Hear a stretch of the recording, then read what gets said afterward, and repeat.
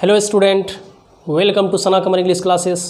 मैं हूं अरशद सर और आप देख रहे हैं हमारे यूट्यूब चैनल सना कमर इंग्लिश क्लासेस पूर्णिया। आज हम लोग डिस्कस करेंगे एन एपिटाफ के जो पोएट हैं वाल्टर डिलामेयर, इनके बायोग्राफी को जानेंगे हम लोग।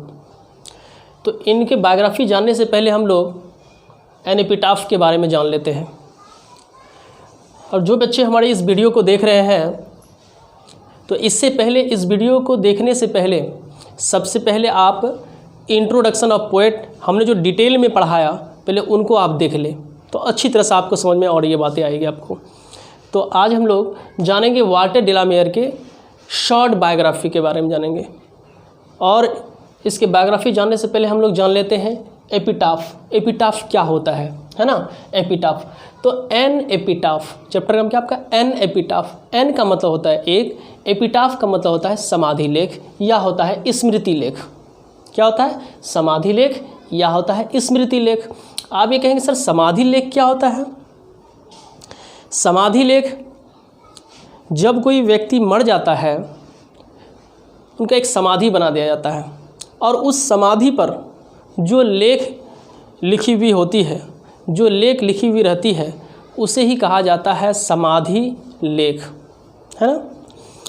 और स्मृति लेख भी कहते हैं हम लोग, यानी किसी मरे हुए व्यक्ति के याद में, किसी मरे हुए व्यक्ति के याद में उसके कब्र पर, उसके समाधि पर जो बातें लिखी हुई होती है, जो सेंटेंस लिखे हुए होते हैं, जो लेख लिखी हुई होती है, उसे ही कहा जाता है एपिटाफ, उसे ही कहा जाता है समाधि लेख, उसे ही कहा जाता है स्मृति लेख, है ना। आप देखे होंगे कब्रिस्तान में बहुत सारे ऐसे कब्रिस्तान हैं जहाँ पर एक, जब कोई व्यक्ति मर जाता है, जब कोई व्यक्ति मर जाता है तो एक समाधि बना दिया जाता है। क्या बनाया जाता है, वह सीमेंटेड का आपको देखने को मिलेगा। कब्रिस्तान जाएंगे, सीमेंटेड का बना हुआ होता है ना, सीमेंटेड से बना हुआ होता है ना। उसे कहा जाता है समाधि। क्या कहा जाता है उसको, समाधि कहा जाता है उनको, है ना। और उसी समाधि पर, है ना, जो बातें लिखी हुई है, जैसे आई हैव नथिंग फर्दर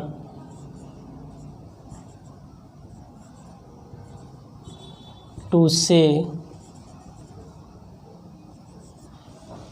तो ये जो समाधि आप देख रहे हैं, मैं अभी एपिटाफ को एक्सप्लेन कर रहा हूँ। एपिटाफ को जान के, एपिटाफ है क्या, पहले इनको जान के। एपिटाफ का मतलब तो हम लोग जान के समाधि लेख होता है। समाधि लेख का मतलब कि समाधि पर जो लेख लिखा हुआ होता है। तो आप कहेंगे सर समाधि क्या होता है। अरे जब कोई व्यक्ति मर जाता है तो एक समाधि बना दिया जाता है और उस समाधि पर जो बातें लिखी हुई होती है, जो सेंटेंस लिखे हुए होते हैं, है ना, जो लेख लिखी हुई होती है, उसे ही कहा जाता है समाधि लेख। और समाधि लेख का ही इंग्लिश होता है एपिटाफ, है ना। और दूसरी हिंदी में बताया कि स्मृति लेख भी होता है। तो स्मृति का मतलब होता है याद, यानी किसी मरे हुए व्यक्ति के याद में, मैं क्या बोल रहा हूँ, ध्यान दें, मेरी बातों को ध्यान से सुने, है ना, वीडियो को रोक रोक करके सुने। किसी मरे हुए व्यक्ति के याद में उसके कब्र पर या उसके समाधि पर जो बातें लिखी हुई होती है, जो सेंटेंस लिखे हुए होते हैं, है ना, जो लेख लिखी हुई होती है, यानी जो व्यक्ति मर गया उनके बारे में, है ना, तो उसे ही कहा जाता है एपिटाफ। तो हमने बताया कि आप कब्रिस्तान गए होंगे तो बहुत सारे ऐसे कब्रिस्तान हैं जहाँ पर कि एक समाधि बना हुआ मिलेगा आपको, सीमेंटेड किया हुआ, है ना। और वो सीमेंटेड किया हुआ जो है ना, उसे एपिटाफ नहीं कहेंगे, सीमेंटेड किया हुआ, है ना। और ये सीमेंटेड किया हुआ जो समाधि, ये हो गया आपका समाधि। इसी को हम लोग बोलते हैं टम्ब भी बोलते हैं, अंग्रेजी में क्या बोलते हैं इसको, TOMB, टम्ब। टम्ब मतलब होता है मकबरा, है ना। और इस टम्ब पर, इस सीमेंटेड की हुई समाधि पर जो बातें लिखी हुई होती है, जो सेंटेंस लिखे हुए होते हैं, जो लेख लिखी हुई होती है, उसे ही कहा जाता है एपिटाफ। तो इस ये हो गया समाधि। इस पर जो बातें कौन, I have nothing further to say, ये जो सेंटेंस लिखा हुआ है ना, यही सेंटेंस को कहा जाता है, इसी बातों को, इसी लेख को कहा जाता है समाधि लेख कहा जाता है। मैं उम्मीद करता हूँ कि एपिटाफ का मतलब आप समझ गए होंगे। तो चलते हम लोग आगे। अब वाल्टर डिलामेयर के बारे में हम लोग जानते कुछ इम्पॉर्टेंट बातों को, है ना। तो इसलिए हमने यहाँ लिखा अबाउट द पोएट, पोएट के बारे में जानेंगे हम लोग, है ना। यानी ये बोर्ड पे जो आप देख रहे हैं मैंने स्टेप बाय स्टेप लिखा है ना, आप अच्छी तरह से इनको देखें आप, है ना, और 100% आपको समझ में आएगी। और बायोग्राफी से बहुत सारे क्वेश्चंस आपके एग्ज़ाम में पूछे जाते हैं। ऐसी बात नहीं कि सर बायोग्राफी पढ़ने से कोई फ़ायदा नहीं, रेड पोएम पढ़ना, नहीं। मैंने पहले इंट्रोडक्शन ऑफ पोएट पढ़ाया, फिर उसके बाद हमने शॉर्ट बायोग्राफी ऑफ पोएट, तब इसके बाद हमने पढ़ाया पोएम। जो बच्चे हमारे इस वीडियो को देख रहे हैं सबसे पहले इंट्रोडक्शन ऑफ पोएट देखें, उसके बाद शॉर्ट बायोग्राफी ऑफ पोएट, कुछ इंपॉर्टेंट मैंने उसी डिटेल जो पढ़ाया था उसी से मैंने लिया। उसके बाद फिर पोएम को देखें, तब जाकर के आपको ऑब्जेक्टिव क्वेश्चंस आपको अच्छी तरह से समझ में आएंगे, समरी समझ में आएंगे, शॉर्ट क्वेश्चन से समझ में आएंगे, है ना। मैंने स्टेप बाय स्टेप हर चीज़ों को मैं पढ़ा रहा हूँ। आप मेरे चैनल को सब्सक्राइब कीजिए आप, और जो बेल आइकन है उनको भी आप दबा दें, ताकि मैं जो भी वीडियो में डालूँ आपके पास फ़ौरन वो पहुँच जाएगा। तो आइए हम लोग डिस्कस करते हैं वाल्टर डिलामेयर के बायोग्राफी के बारे में। तो वाल्टर डिलामेयर का जो जन्म हुआ था वह 1873 ईस्वी को हुआ था। 1873 ईस्वी को जन्म हुआ था। वाल्टर डिलामेयर का जन्म 1873 ईस्वी को जन्म हुआ था इनका। कहता है कि in the village of Charlton in Kent England. Step by step देखें, यानी इंग्लैंड में जन्म हुआ था।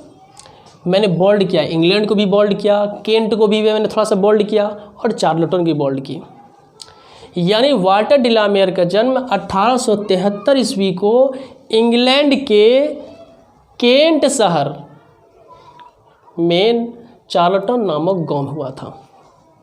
यानी इंग्लैंड के केंट शहर के चार्ल्टन नामक गांव में वाल्टर डिलामेयर का जन्म हुआ था।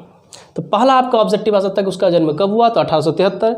कहाँ हुआ, तो आपका ये 3 पॉइंट याद रखना है कि इंग्लैंड के केंट शहर के, यानी इंग्लैंड में ही केंट एक शहर है। इंग्लैंड में ही क्या है, केंट एक शहर है, और चार्ल्टन गांव का नाम है। तो मैंने कहा कि इंग्लैंड के केंट शहर के चार्ल्टन नामक गांव में इनका जन्म हुआ था। मैं उम्मीद करता हूँ समझ रहे होंगे बात, मेरी बातों को।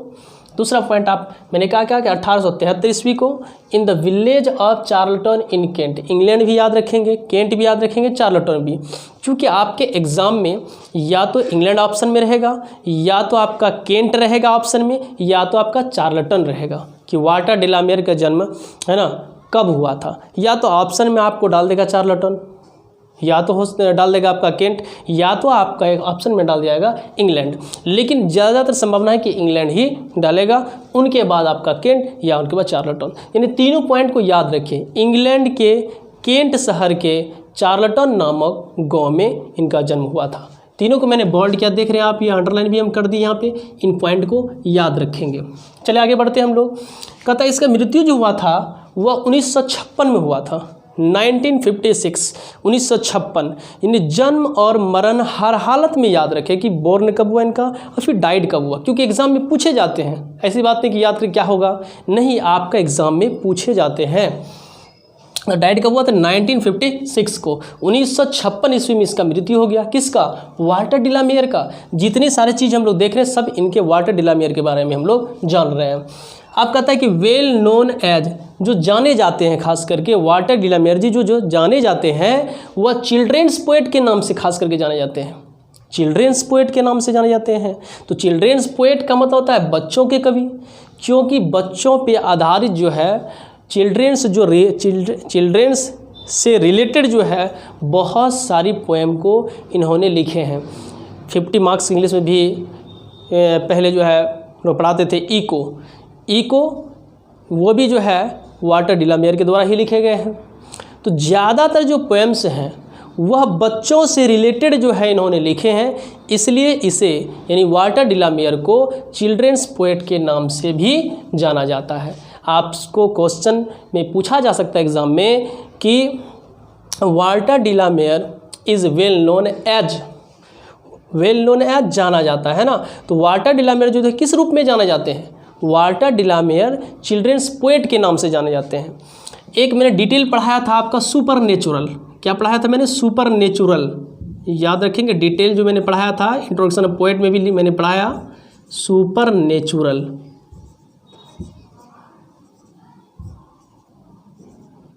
लेकिन ज़्यादातर यही चिल्ड्रंस पोएट के नाम से ही जाने जाते हैं, ये चिल्ड्रंस पोएट। तो कोई पूछेंगे आपसे कि वाल्टर डिलामेयर जो है वह किस रूप में जाने जाते हैं, तो बोलेंगे चिल्ड्रंस पोएट के रूप में। किस रूप में? चिल्ड्रंस पोएट के रूप में, बच्चों के कवि के रूप में। क्योंकि बहुत सारी कविता जो है, बहुत सारे पोएम्स जो है ना, वह बच्चों से रिलेटेड लिखे हैं, इसीलिए खास करके वाल्टर डिलामेयर को चिल्ड्रंस पोएट के रूप में जाना जाता है। और मैंने कहा कि सुपर नेचुरल, याद रखेंगे, सुपर नेचुरल भी रहेंगे तो फिर वाल्टर डिलामेयर ही होंगे। सुपर नेचुरल का मतलब होता है अलौकिक। तो मैंने डिटेल जो इंट्रोडक्शन ऑफ पोएट पढ़ाया था उसमें पढ़ाया था कि the word of super natural, अलौकिक दुनिया। अलौकिक का मतलब क्या सर? अलौकिक क्या होता है इसका हिंदी?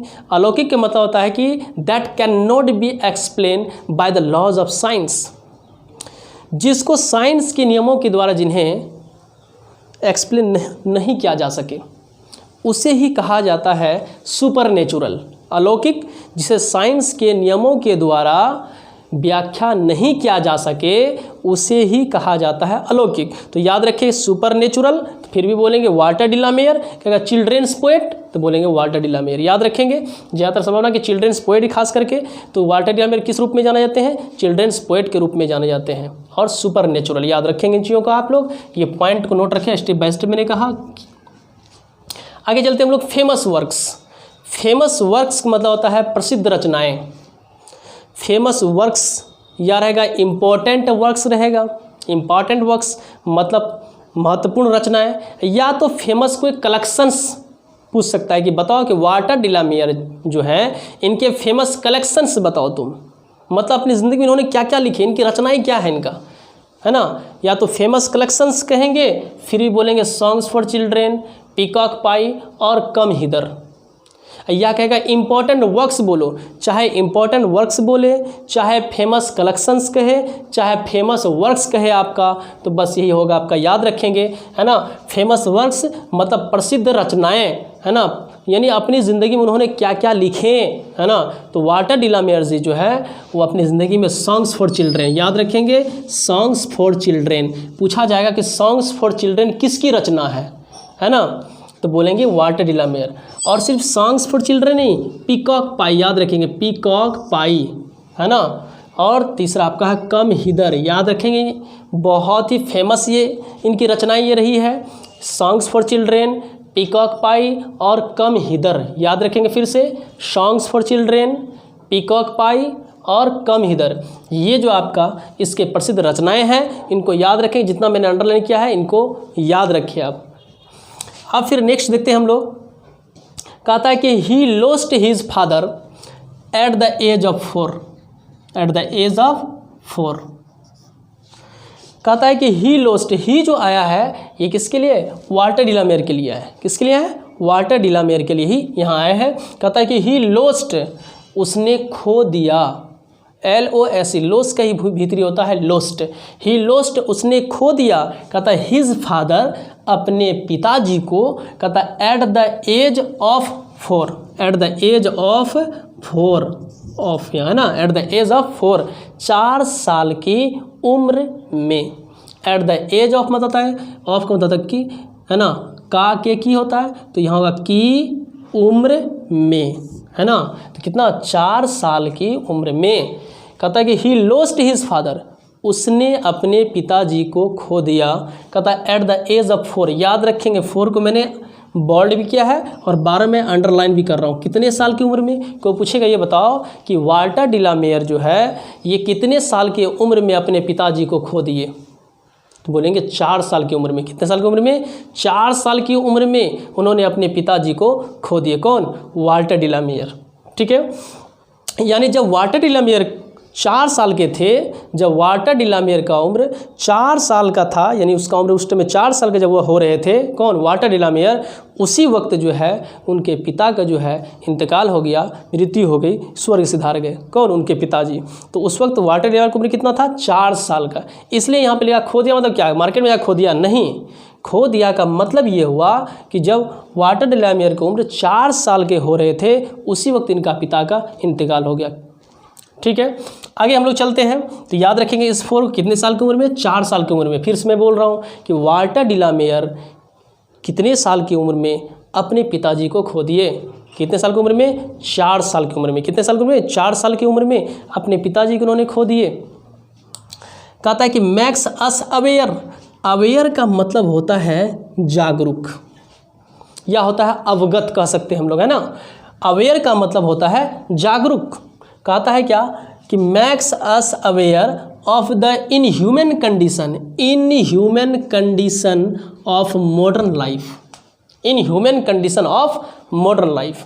कहता है कि मैक्स अस अवेयर, वाल्टर डिलामियर जो है हमें जागरूक करते हैं, हमें जागरूक करते हैं। यहाँ देखिए मॉडर्न लाइफ, आधुनिक ज़िंदगी, याद रखेंगे किससे जागरूक करते हैं, किससे अवगत कराते हैं। तो वाल्टर डिलामियर जो है आधुनिक ज़िंदगी, ऑफ का मतलब मैंने अभी बताया कि का के की होता है ना। तो आधुनिक ज़िंदगी के अमानवीय स्थिति के बारे में, इन ह्यूमन कंडीशन, अमानवीय ने कहा तुम्हारे पास इंसानियत नाम का चीज़ नहीं है।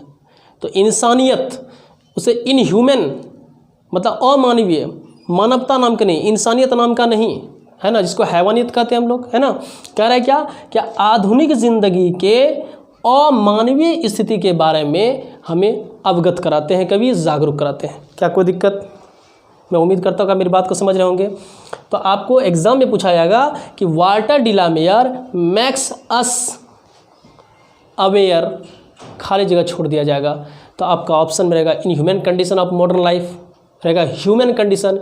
इन ह्यूमन है, यहाँ पर ह्यूमन नहीं है, इन ह्यूमन मतलब अमानवीय, है ना। In human condition of modern life, आधुनिक ज़िंदगी के अमानवीय स्थिति के बारे में कभी हमें जागरूक करते हैं, कभी हमें अवगत कराते हैं। याद रखेंगे। तो कोई आपसे पूछेंगे कभी हमें जो है किससे अवगत कराते हैं, किस चीज़ से अवगत कराते हैं, जागरूक करते हैं, अवेयर। अवेयर जब ये अवेयर देखेंगे समझेंगे, बोलेंगे क्या कि आधुनिक ज़िंदगी यानी मॉडर्न लाइफ के इन ह्यूमन कंडीशन के बारे में, यानी आधुनिक ज़िंदगी के इन ह्यूमन कंडीशन, आधुनिक ज़िंदगी के अमानवीय स्थिति के बारे में कभी हमें जागरूक करते हैं। चलिए लास्ट पॉइंट आपका है, कहता है कि awarded with order of merit. याद रखें बहुत ही इंपॉर्टेंट है ये order of merit. Order of merit एक पुरस्कार है। वाल्टर डिलामियर को जो है वो पुरस्कृत किया गया जो था इनको ऑर्डर ऑफ मेरिट से। किससे? Order of merit. याद रखेंगे ऑर्डर ऑफ मेरिट से, है ना। वाल्टर डिलामियर को ऑर्डर ऑफ मेरिट से पुरस्कृत किया गया था। कब? 1953, 1953 ईस्वी को। कब? 1953 ईस्वी को। याद रखें कब इसको क्या गया था, ऑर्डर ऑफ मेरिट से इसको पुरस्कृत किया गया था। अवार्डेड लिखिए, या तो यहाँ ऑर्डर रहेगा, सम्मानित किया गया। तो वाल्टर डिलामियर को जो है वह किस पुरस्कार से पुरस्कृत किया गया, उनको ऑर्डर ऑफ मेरिट से किया गया। किससे किया गया? ऑर्डर ऑफ मेरिट से किया गया। और कब किया गया? कब?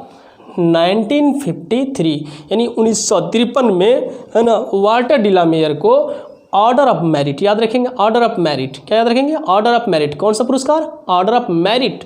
ऑर्डर ऑफ मेरिट से पुरस्कृत किया गया। कब? 1953 में। सवाल और किसने किया?